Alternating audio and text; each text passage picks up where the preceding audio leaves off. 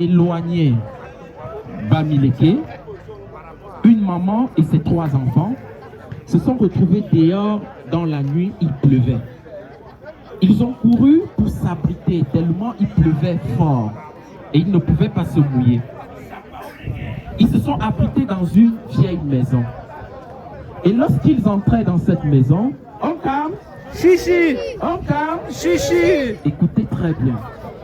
Lorsqu'ils sont entrés dans cette maison, après ils se sont rendus compte que dans cette maison, il y avait une sorcière.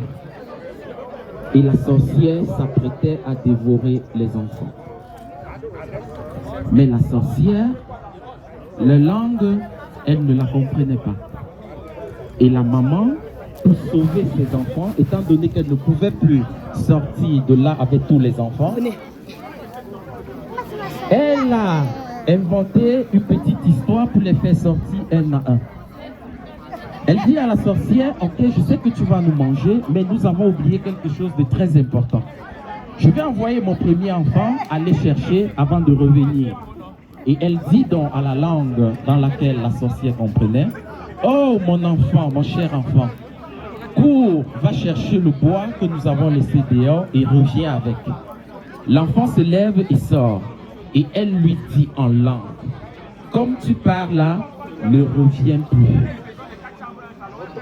L'enfant est sorti, s'en est allé et il n'est plus revenu. Après avoir attendu longtemps, elle redit au deuxième enfant, oh, je ne sais pas pourquoi ton frère a mis long et il n'est pas encore rentré. Peut-être qu'il lui est arrivé quelque chose. Va le regarder et reviens avec lui. Il se lève, il sort, encore l'enfant en langue. Comme tu vas là, ne reviens plus. La sorcière ne comprenait pas et l'enfant est sorti, il n'est plus revenu. Le troisième, elle lui dit, oh mon enfant, tes frères ont mis long, va les regarder et tu reviens. Et lorsqu'il est sorti, elle lui a dit la même chose, comme tu vas, ne reviens plus. Quelques minutes après, il est revenu. Pourquoi? Parce qu'il ne comprenait pas la langue. Et la sorcière, qu'est-ce qu'elle a fait? Parce que la maman voulait sauver ses enfants et se sacrifier elle. Mais ce troisième enfant, ne comprenant pas la langue, il y est passé. C'est important pour les uns et les autres de comprendre sa langue, d'être accroché à sa culture. Chers enfants, demandez à vos parents de vous enseigner la langue de chez nous.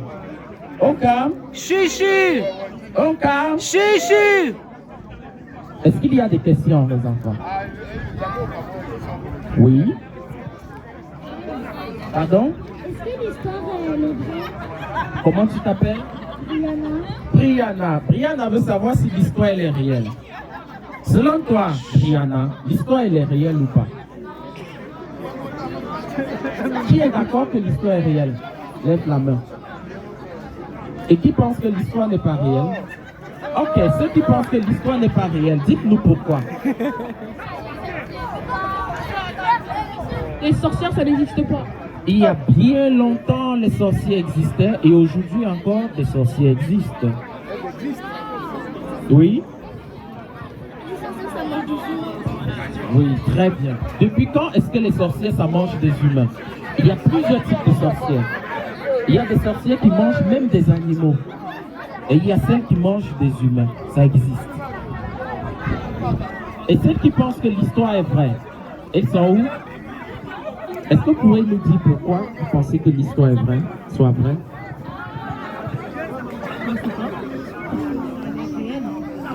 Ça a l'air réel. Il y a plusieurs histoires du genre. Chers enfants, chers amis, qui existent et qui ont existé. Et ceci, vous avez lu beaucoup de livres de contes, non? Qu'est-ce que les contes enseignent? Qu'il ne faut pas refaire. Qu'il ne faut pas refaire les mêmes erreurs. Et à la maison, vous faites les mêmes erreurs ou pas?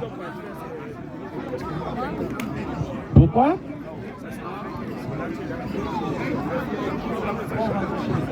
Très bien.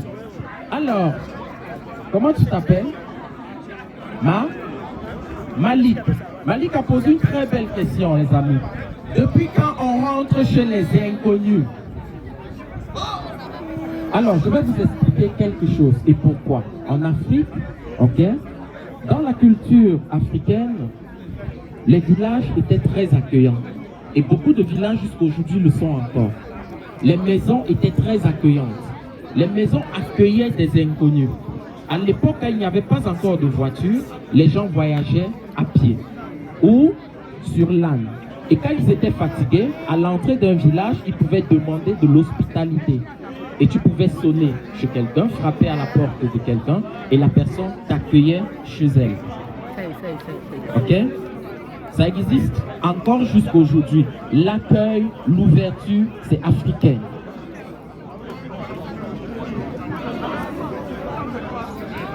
Bien sûr, tu vas toquer à la porte, tu vas te présenter et la personne va te laisser entrer. Si elle le veut. Oui?